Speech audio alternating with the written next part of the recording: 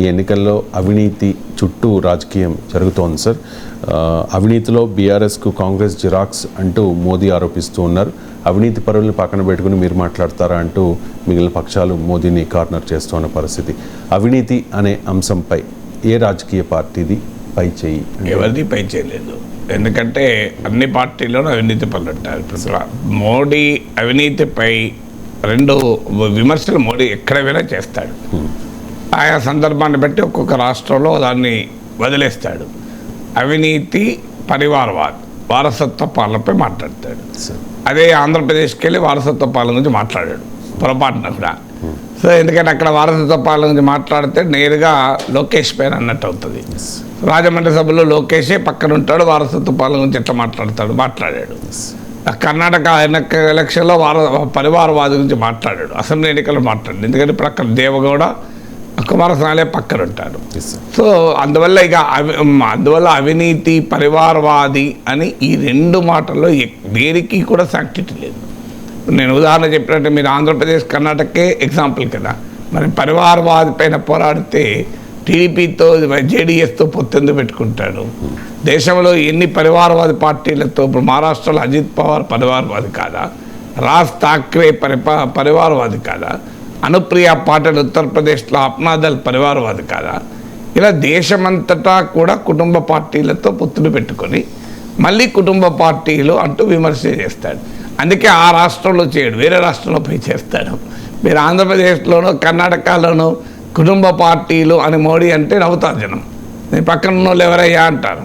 So అందుకే మీరు గమనించండి, ఎక్కడ ఆంధ్రప్రదేశ్ స్పీచ్ల్లో పరివారవాది అన్న పదం వాడలే.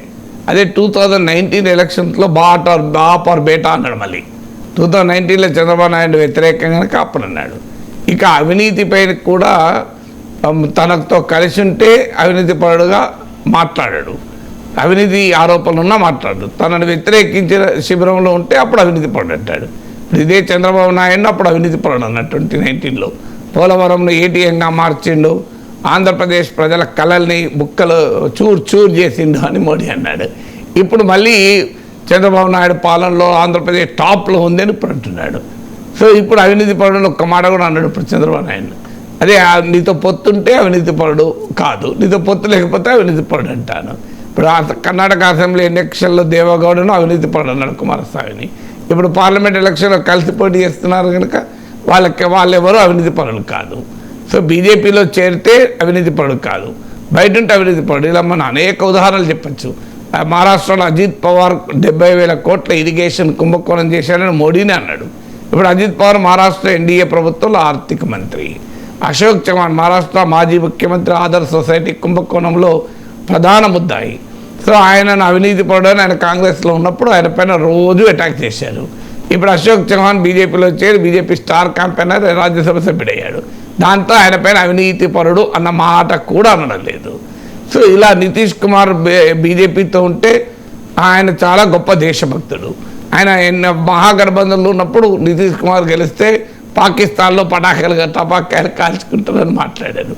ఇలా ఎక్కడ చూసినా తనతో ఉంటే వాడు గొప్పవాడు, తనతో లేకపోతే దుర్మార్గుడు.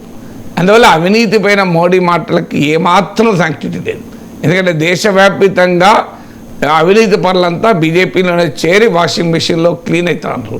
సో 25 మంది ప్రతిపక్ష నేతలు సిబిఐ, ఈడీ, ఐటీ కేసులు ఉన్న వాళ్ళు ఇండియన్ ఎక్స్ప్రెస్ కథనం ప్రకారం బీజేపీలో చేరితే అందులో 22 మంది మీద కేసులు ఆగిపోవడం వల్ల కొట్టేయడం అనేది జరిగింది.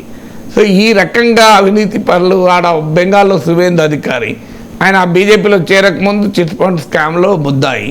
బీజేపీలో ఇప్పుడు ప్రధాన ప్రతిపక్ష నాయకుడు, ఆయన పైన ఏ కేసులు కదలవు. అలాగే మీకు అస్సాం ముఖ్యమంత్రి హేమంత్ బిశ్వా శర్మ కాంగ్రెస్లో ఉన్నప్పుడు ఆయన పైన సిబిఐ కేసులు, ఆయన బీజేపీ ముఖ్యమంత్రి అయితే ఆయన పైన ఏ కేసులు ఉండవు. ఇలా ఒక్కరు కాదు కదా, దేశమంతటా ఇదే తతంగం కదా. తమతో ఉంటే నీతివంతుడు, తమతో ఉండకపోతే అవినీతిపరుడు. బీజేపీలో చేరితే నీతివంతుడు, బీజేపీలో చేరకపోతే అవినీతిపరుడు. ఇది రోజు ఈ పురాణం చూసి జనం నవ్వుకోరా. అందుకే రేవంత్ రెడ్డి అన్నాడు అవినీతి పనులను పక్కన పెట్టుకుని ప్రవచనాలు చెప్తాడు ఏంటని. చెప్పేదేమో ప్రవచనాలు, రియాలిటీలు ఏంటి? రియాలిటీలో మీరే అవినీతి పనులను ఆరోపించిన వాళ్ళతో పొత్తులు పెట్టుకుంటారు, పార్టీలో చేర్చుకుంటారు. వాళ్ళ పార్టీలో చేరినాక కేసులు కదలవు మెదలవు. ఇంత బ్లేటెంట్గా అవినీతి పైన ఎక్స్పోజ్ అవుతుంటే మోడీ మాటలు ఎవరు నమ్ముతారు చెప్పండి.